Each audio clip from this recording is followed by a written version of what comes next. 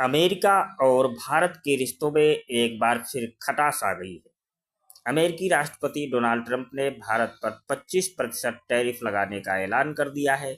साथ ही उन्होंने भारत द्वारा रूस से हथियार और कच्चा तेल खरीदने को लेकर जुर्माना लगाने की भी धमकी दी है। यह ऐलान ऐसे समय में आया है जब भारत ने अमेरिका को दो टूक कह दिया है कि वो उससे F-35 स्टेल्थ फाइटर जेट नहीं खरीदेगा।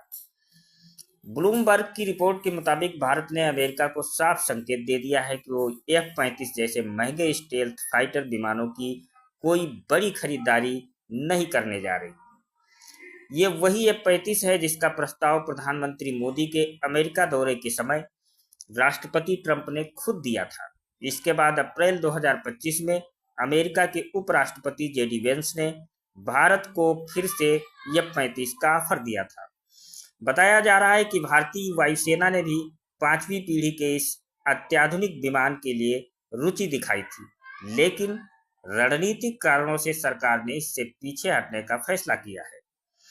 F-35 फाइटर जेट अमेरिका की सबसे आधुनिक और सबसे महंगी लड़ाकू तकनीकों में से एक है।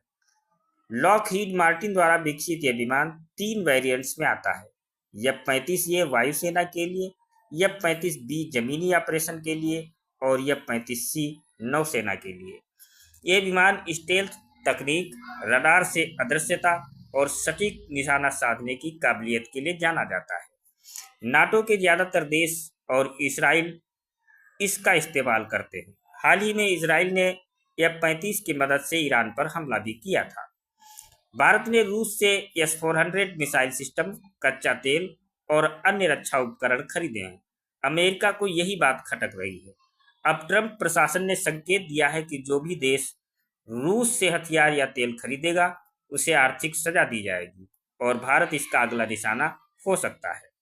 वहीं भारत ने साफ कर दिया है कि उसकी सुरक्षा रणनीति और साझेदारी तीनों उसके राष्ट्रीय हितों पर आधारित होगी, न कि अमेरिकी दबाव पर।